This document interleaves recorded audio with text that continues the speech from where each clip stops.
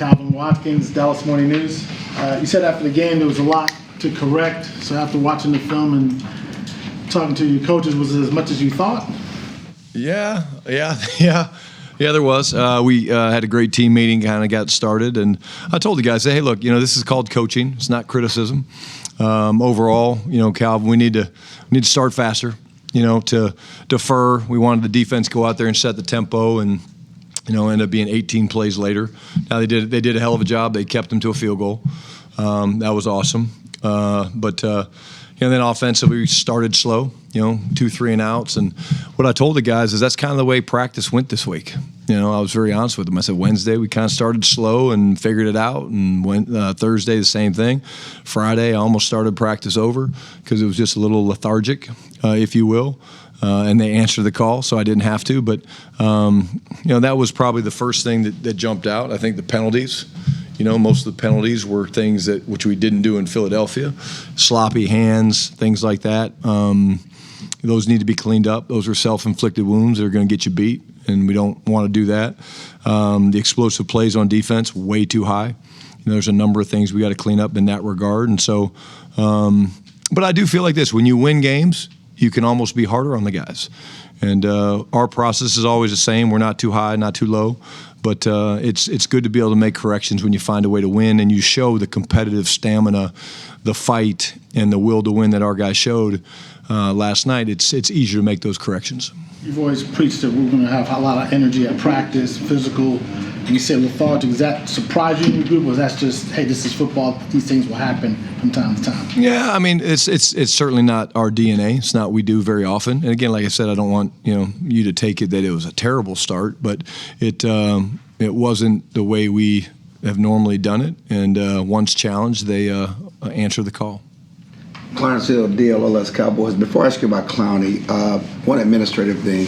The interception by Dak, it looked like it hit the ground. Was that supposed to be automatically reviewed? Could you review it? What was that? Yeah. Any turnover, they're supposed to review.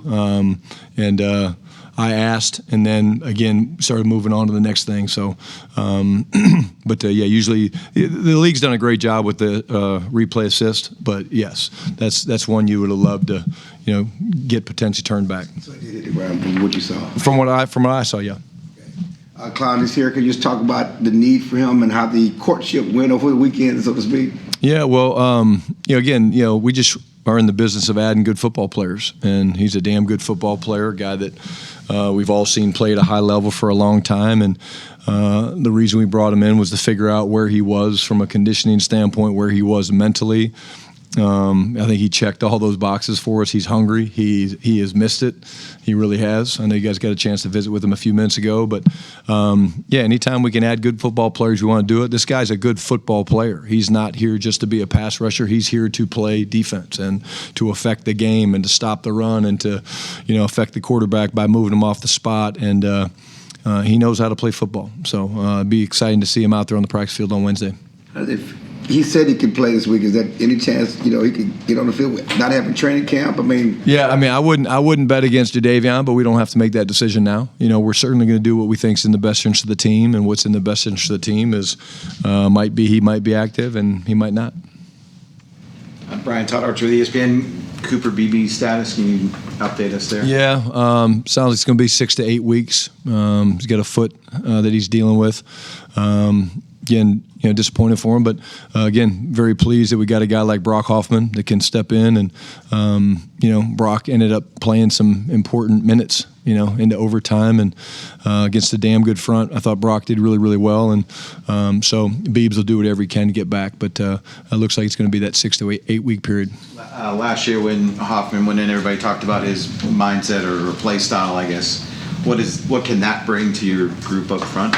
Well, I'll be honest with you, Todd. Brock does that even without playing.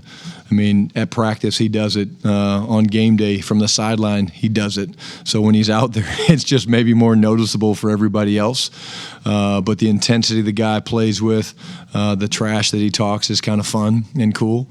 He gets underneath the defenders, gets in their heads a little bit. But his play style is just he's wired the right way, man, and our guys love it. But he's definitely one of the leaders in that room. The guys respect him. He's the first guy out there. He's the last guy to leave. He helps orchestrate a lot of the post-practice stuff that we do. And, it's just great to have a guy like that when something like this happens that you can look to. John Machado with The Athletic. What was last night like for you? Were you getting a chance to hang out with the family? How did you celebrate? Yeah, I did. Just kind of hung out with the family and spent some time. And I would have thought that my wife would have had a nice meal, but we got some pizza. I mean, imagine that. We just got some pizza and had a couple shotties. The lemons were flowing strong because I wasn't the only one drinking shotties. But no, it was great. Game ended. Got a chance to go up and see them in the box. And my daughter was in town from college. It was great to see her. My kids were there. And again, I think I told you guys last night, my mom, broke her arm. So I guess during the press conference, my wife, Jemmy, she thought to actually Zoom my mom in. And so my mom appreciated all the nice things I said about her. She's actually got to have surgery on Friday. So prayers up for her. But, it was I was tired. I really was. I was tired. And so I think I was in bed by 10:30. I'm not as young as I used to be. And then I was going to ask, what is your concern level on the back end of your defense? Obviously, giving up too many big plays in the passing game to Russell. Yeah, again, it was not the standard, and I think there's a lot of things we can clean up. I think that's what I'm excited about, is that this is not a multiple week thing. Like, this is something that we think we can correct. I felt like it was a lot of different pieces, a lot of different parts that did those. It wasn't one person. It wasn't, one type of coverage. When you're going to be multiple the way we are, we have to communicate better. I didn't think our communication was to the standard that it needs to be. I thought the crowd noise was actually great, which is what we want, and that's what we expect from the Cowboy fans. But there's a lot of things to tighten up. Anytime you give up 7 explosive passes, and Russ played incredibly well, but there was a lot of things that we can tighten up, and I think that was what was so good about the meetings today, is we don't shy away from those things. We point those things out, and defense is hard, man. All 11 guys have to be doing the same thing, and when it doesn't happen, you open up yourself to big plays, and Russ is the type of quarterback, I feel like I'm a little bit, maybe made it prophetic, but he's the best deep ball thrower I've ever been around, and he got us some. So, but we found a way to win the game, which is great. We're going to make the corrections, and we have to, because giving up those type of plays, you're not going to win many games, and we were very fortunate to find a way to win. Nick Harris, Fort Worth Star-Telegram, just kind of piggyback on that. Would you say that communication piece is the main diagnostic point y'all saw when y'all were looking at film on how exactly those deep balls did happen in yesterday's game? And if so, how does that get corrected over the course of this week? Well, I think, again, there was a lot of things, Nick. I mean, there really was. It was not just the communication. It was, guy being out of position here, guy being out of position there. There's things we can do from a scheme standpoint. I mean, we gave up a 3rd and 24, and the linebackers were a little bit too tight, and that's something that we control as coaches. I mean, this is not just the players. This is us as well, where we need to be better as coaches, and I need to be better. And so, again, it gets corrected. It's been walked through, and then you coach it next week. It doesn't stop. Like Wednesday, we'll hit those same things. But what does save you is when you communicate at an elite level, that saves you from some of those, because sometimes a little reminder from one player to another player makes him think, and then they adjust, and that limits those. But, just clearly too many guys running wide open down the field, and that's unacceptable. Yeah, what's it looking like for Turpin at this point? Yeah, sounds like most of the tests have come back pretty clear. So hopefully we'll have a chance to have them this week. Tommy Arsh, DallasCowboys.com. When you think back to your time in Seattle with Jadeveon, he was talking earlier today about still a lot of younger guys at this position.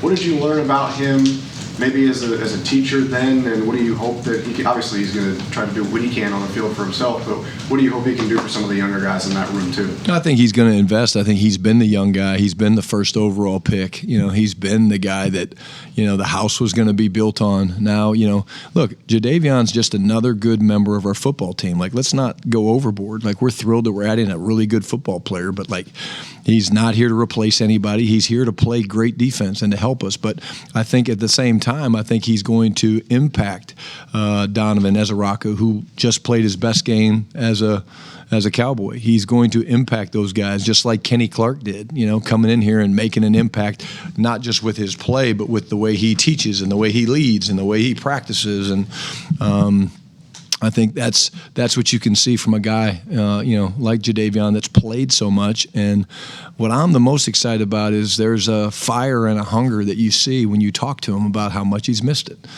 And that's not with all players that take the off season off and training camp off. You bring him in and sometimes they're like, I've missed it a little bit. Like he was like, no, like I've missed it. Like I'm ready. And that was the thing that gets you excited. And does his son know your name now?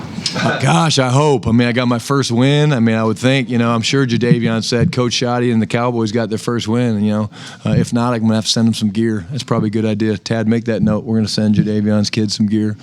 That might be a salary cap. Don't do that infraction. Let's not do that. Take that out. Sam. Coach Sam Gannon, Fox 4 in Dallas. Through 2 games now, what stood out most to you about Dak Prescott's play? He hit a pretty big milestone, most pass completions now in franchise history. I think the confidence he's playing with. I think he's just, he is seeing the field really, really well. He's spreading the ball around. I think he's trusting what he sees from a coverage aspect. Like I thought the Giants did a really good job yesterday of trying to mix their coverages up. They tried to take CD away. I actually showed it in the team meeting, Sam. I said, third down, it was a big third down. I said on third down or in big situations, we try to think of players, not plays. If that makes sense, you're going to throw it to your best players or you're going to do those because it's not the play that makes it magical, it's the player.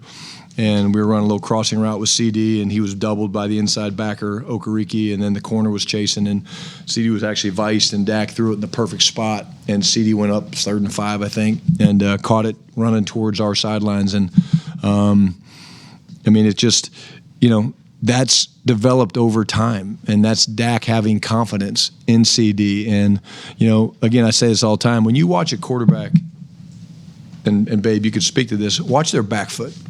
When their back foot is firm and loaded, or when they're taking tight hitches to the target, they're seeing things well and they're confident. When they're loose on their back foot, or they're kind of skidding through their drop and they're feeling things, or they're not sure, they're confused a little bit. And I would say his footwork grade over the past 2 weeks has been over 85%, which is really high. So I think it goes to his footwork and the fact he's just really confident right now. He's playing with confidence and he's playing firm on his back foot. Louis Scruggs, Channel 5. Shotty, can you speak to being in this league, an 0-2 Bears team that's going to get you guys at home, and they kind of had embarrassment over the weekend, and they're down 0-2 in their own division, about what you expect they're going to bring you guys? I think they're going to play their asses off. I think it's a National Football League. I think Ben will have them ready to play. Dennis Allen, we're just getting into the film, right now, obviously, and just, kind of put this game to bed. And midnight rule was in effect last night after the win, or 10:30, I guess, for me. But, Dennis Allen's an incredible coach. Ben Johnson, what he's done from an offensive standpoint in his career, one of those fast risers, they're going to play hard.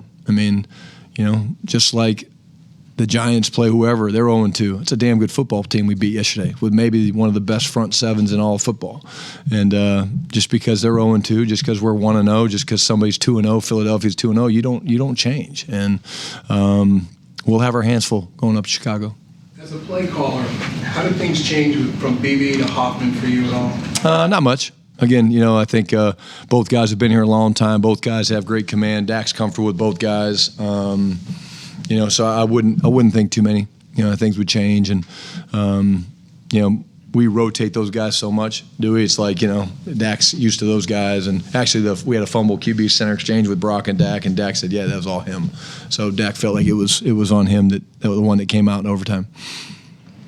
Garrett Podell, CBS Sports. Brian, you talk about ramping up Trayvon Diggs. He had, just under 30 snaps week 1, almost 60 in week 2. So how did that come to be, and would you say that's indicative of the team feeling he's about 100%? Well, I think more than that, I think it's Trayvon feeling that way, and I think it shows the competitiveness of Trayvon and the fact of how much he's enjoying playing football. That was not the plan, but he was feeling good. The game, of course, was 70 minutes long. And so there's a lot of plays. But, yeah, I think it speaks to Trayvon and how much he loves playing football. And, again, you're talking about a guy that's lost that ability a lot over the last couple of years. So I think it's a testament to him. And I would say that now the restrictions are probably off. Go. Joe Hoyt, Dallas Morning News. You talked a little bit about Dak's confidence. I know not all stats are perfect, but PFF has a stat of big-time throws, and basically it's excellent throws in tight windows, and Dak leads the league in that. In terms of those kind of throws, how much confidence does it take? What goes into it? What is the fine line between, hey, we want to rip that, but also, maybe, that's a tight window? Yeah. Number one, it's going to come down to trust. There's a great play. You guys have seen it in overtime. We run a couple crossing routes. George and CD are running crossing routes against man-to-man. And, again, 58, Bobby Okereke is free because Miles got caught up chipping. I think it was Dexter Lawrence coming around the edge. And so Bobby was just scot-free of him and Dak. And he just stood in there and knew where George was going to be and threw it to the perfect spot. I mean, it's pinpoint accuracy. And I just think that comes from practice. Like I told our guys, I said, if you truly believe that practice separates us from the rest of the league, then we have to practice better than we did in the early part of practice this past week. If you don't believe that, then come see me. We need to talk, because this is not, shoot-arounds at basketball, and it's not batting practice in baseball. Nothing against those sports. They play a lot more games than we do. Practices matter. And Dak's timing and confidence is high right now with a guy that's only been here for 7 months, 6 months, whatever it is. I don't even know how long GP's been here. It feels like he's been here forever in a good way. We grade every throw. We grade every decision. So, yeah, there was a couple. There was one in the red zone that he didn't like. Kind of the corner fell off and the safety was there. He'd like to have that one back. But I would say his decision and accuracy grade, and like I spoke to earlier, his footwork grade, he's playing at a high level, and that's why he's confident. We talked about Matt Eberflus's ability to adjust and his kind of even-keel nature. When you see an opportunity to correct some things, that are fixable, kind of like you pointed out with the zone coverage, how has he approached the last 24 hours, I guess, from behind the scenes in terms of adjusting and approaching? Yeah, well, we had great meetings when we watched it as a defensive staff this morning. We had great meetings. We had great dialogue. I think one of the best things that I can provide for them is how I would attack them and what I see. And, okay, if I see this, here's what I'm going to do. Here's what I would go to. And, Flus is great. We cannot let Malik Neighbors do what he did to us. That's not right. He's one of their best players, and Flus knows that. So what do? You look at the film, you say, yep, no one was surprised they were going to get the ball to Malik Neighbors. Malik Neighbors was pissed last week, and he wanted the ball. And guess what? I've been that guy. DK Metcalf has been pissed at me before, and guess who got the ball early in the game? DK Metcalf. So it's not like we were surprised. We just didn't make enough of those plays, and Flus was great about that. And so I am so proud of the defense. I mean, I don't think I've ever seen 5 possessions in overtime. They got 2 big-time stops for us in overtime, We got the ball, had to punt, and then they got to stop, and then we got the ball back, had to punt again, and then Dono's turnover is kind of what truly gave us enough time to go down and do what we wanted to do. You can talk about how we struggled. We stepped up when it mattered the most. Patrick. Hey, Coach. Patrick Goff at DallasCowboys.com. 2 questions, one on either side of the ball. Going back to Clowney, obviously you guys' relationship played a key part in him being here in Dallas. Another thing he pointed out was once the trade was done with Michael Parsons going to Green Bay, you guys acquiring Kenny Clark, it kind of perked his interest that much more. Can you just talk about the level of excitement and how important it is to hear him say things like that about your defensive tackles room joining this defensive line group? Well, I think he's smart, and he understands where sacks are generated from. It's very rare that you see a defensive end just run around a corner and get free, especially with as much attention is paid to the elite defensive ends. Generally, you guys all know this. I'm not saying that you don't, but it's because of the push inside in the A and the B gap by those defensive tackles named Kenny Clark, Osa. Solomon Thomas played incredible yesterday. I mean, seriously, go pull up Solomon Thomas's highlights after the sudden change when we threw the interception. I think there was 4 straight plays where Solomon Thomas was dominant and was just playing with great energy. But I think, Jadeveon's smart. It's that veteran experience where he's like, okay, man, if they're pushing the pocket, I can kind of run a little bit deeper around the edge and have a chance to get home. So it speaks to Jadeveon's wisdom. On the offensive side of the ball, Jake Ferguson had his struggles in New York. But when you look at how the offense, when it was struggling against the Giants, Jake Ferguson was there being that stabilizing force. What can you say about him as far as being able to kind of flip that switch from week 1 to week 2 and try to build on that? Well, number one, I was thrilled for Jake. I thought Jake played really, really well. We were asking him to do things he does really well. He made some big-time plays. Dak trusts him incredibly. I thought Dak used his cadence really well this past game. We knew he would at home. But it felt like Fergie from 2023, the way we were using him, the plays he was making. He was instrumental in a couple of the 2-minute drives. I really think right now we're playing 2-minute at a really high level. I think that's what Dak is operating really at a high level. We've put ourselves in positions to go down and tie games and do things like that. But, Fergie gets that he's going to get opportunities. He knows the two pieces we have on the outside with CD and George. And then, of course, with Terp and Jalen Tolbert and guys like that, Fergie knows he's going to get his one-on-ones. And I'm just happy for him. I'm proud for him because, again, last year was a tough year for him, and he felt that. And we paid him what we paid him because we believe that what he did the other day is who he is. John. Speaking of paying people, whether you found out Friday or Saturday, whenever, about Tyler Smith, just what was your initial reaction and how important is it to have that guy locked up? I'd say it was one of jubilation for me. Everything that's right about football, everything that's right about a teammate, truly the best guard, I think, in all of football. And what I loved about him is when I called him and congratulated him, which I do with all the guys that get new contracts. He said, Larry goes, Coach, I just want to beat the Giants. Thanks, but I just want to beat the Giants. I'm like, okay, well, congrats. But it's just the way he is, man. He just loves football, and he loves this team, and he loves being a Cowboy. And if there's anybody that understands the goal of the Dallas Cowboys and wanting to win a World's Championship, it's him.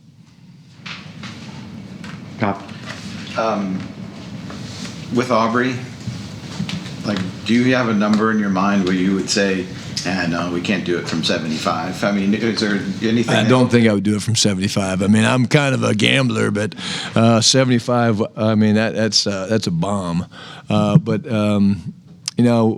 messed up the thing before the half. I didn't communicate that very well to Dak. We've got calls and stuff that I didn't communicate well to him. So I was thinking about it, if we got that thing out of bounds or if we throw it away. I was thinking about kicking that one. So 70? Yeah. Ish. Not 75. Ish. Ish. Okay. And then we ask coaches a lot when a player goes back against the team that he came from and things like that. Obviously, Flus is going back and you've probably done that in your career, coached against teams that you were with. What's the coach's mindset when you go back to those sort of when you play a former team? Do you have a bug in our defensive staff room? No, the reason I laugh about that is I literally said that to the defensive staff today. I said, I've been there. Guys, I've gone back to Seattle and gotten my ass kicked because I tried too hard and I overthought it. I've gone against the Jets after I went to St. Louis and played them and tried too hard and got my ass kicked. It's not worth it. It's part of your career, but it's what we do. And so approach it the same as it always is. We will win this game if we win this game as a team, and not because of Matt Eberflus going back to Chicago or Andre Curtis going back to Chicago or Jack Sanborn going back to Chicago. If we play better than Chicago and we win the turnover battle and we do the things we're capable of doing, then we should win. But under no circumstances, as a coach, should you ever put too much weight on wanting to go back and beating the opponent that you came from, because we're used to getting fired. Nick. Back in Aubrey's rookie season, he had hit a couple of bombs, and we'd ask him about being compared to some of the best in the league. He said, I just want to be the best version of Aubrey every day and try to get better. Yesterday after the game, he said, I believe I'm the best kicker in the league. What better way to prove it than kick that 64-yarder? I'm just curious from your perspective how you've seen him really embrace the spotlight as these last couple of years have gone into him. Because that mentality piece, it's obviously big for kickers as well. Yeah, it's funny you asked that. I mean, I've never seen him change. It's great to hear him say that, and I agree. I think he's the best in the league. I mean, what he did yesterday was just amazing. I mean, 64 yards to win it and then walking it off. And, I mean, just he's incredible. But, again, I think the confidence – I'm big on confidence, guys. You know that. I mean, I don't know how you play this game without confidence. And I think how do you gain confidence is through practice and through repetition. And, you know, a big part of what we did in the offseason by bringing back, you know, Trent, Sieg, and Banger was to keep the three guys together. I mean, and I think you look at our operation and the confidence that Brandon has in those guys. Like, Brandon doesn't make those kicks by himself. He gets the credit or the blame when it doesn't work, you know, like a play caller or a coach or a quarterback. But, I mean, the protection unit and the snap and the hold and the time and all that stuff. But I think he's just so ingrained with those two other guys that there's a confidence that he goes out there and he thinks he's going to make, and he probably will make every kick. And with his personality, from the surface, he just looks so stone cold at times. What's his personality on the sideline, and what's his personality off the field as you got to know him? Same guy, man. He's really fun. We actually, you guys get a kick out of this. The boys, I showed the walk-off, and there was a fun embrace between Trent and Brandon, and so I kind of it just literally happened. I promise you. I paused it, and like they were embraced. It was like the biggest man hug you've ever seen, and the guys were giving him a hard time about that. But it was very playful. But he's the same guy every day, man. He really is, and he just he loves his football team. He loves what he does, and again, when we throw him out there, I asked the guys. I said, in all honesty, there's no one else in here but the people that we can trust who. Did anybody ever doubt he was not going to make that 64-yarder? And to a man, they all said, we knew he was making it. And when you have that on a team, it's pretty cool.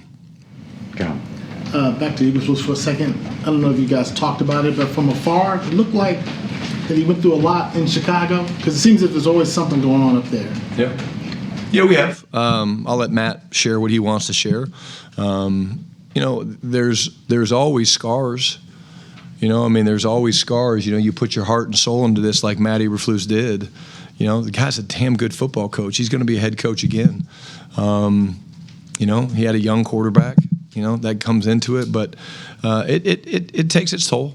It really does. It takes its toll not on you, but, you know, when you sit in these chairs, you are really in charge of 90-something, 100-something families. You know, when you think about the people that are under your watch, and, you know, think about the staff that you have to call and say, hey, you know, they're letting me go. You know, imagine how hard that is. But, you know, I think the best thing in the world would be for us to play well, win this game, and give Matt Eberflus a game ball after we play well and beat Chicago. All righty. Thank you, guys. Thank you.